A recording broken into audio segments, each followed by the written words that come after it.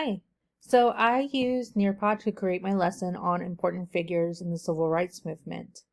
This was a neat way to put an interactive lesson together, being able to use activities such as fill in the blank, a VR field trip, which I used as well, and then having videos where you can put questions in there that your students can answer while they're watching the video. I found that interesting. There were other activities that I wish I could try out while using it, but I chose these because I felt like they fit in more to what I was working with in my standards. And while I did find this to be interesting and working with Nearpod and looking at all the different activities that I can use when creating a lesson, there were some negative feedback that I do have for it. One of the things that I do have as a negative feedback would be the amount for that you can use per lesson.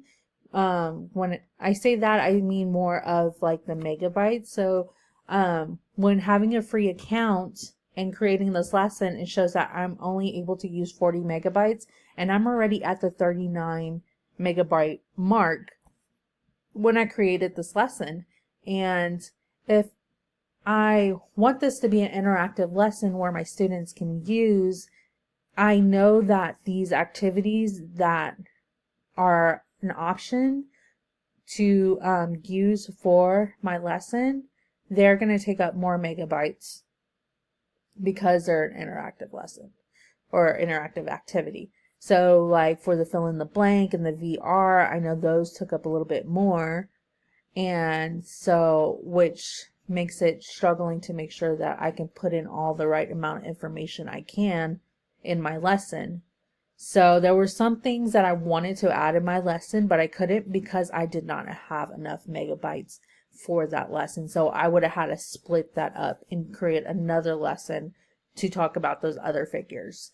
So that was one of the negative feedbacks that I did get from working with this. Another feedback that I would say that I have for this is when I'm working with my audio. So working with the audio so that way I can say and speak what is on my slide for my students. I did have a negative impact on this because when I was using this, so this part right here where I can, make a speech, when I was using this, I did have a hard time working with this because it kept crashing on me. So, which made me have to restart what I wanted to say all over again and made that a little bit more difficult to work with. So I would say that would probably be my other negative feedback on this. But on the other hand, I did get a good experience working with this. I found this to be insightful. I found this to be very creative and very fun way for my students to use and to work with it.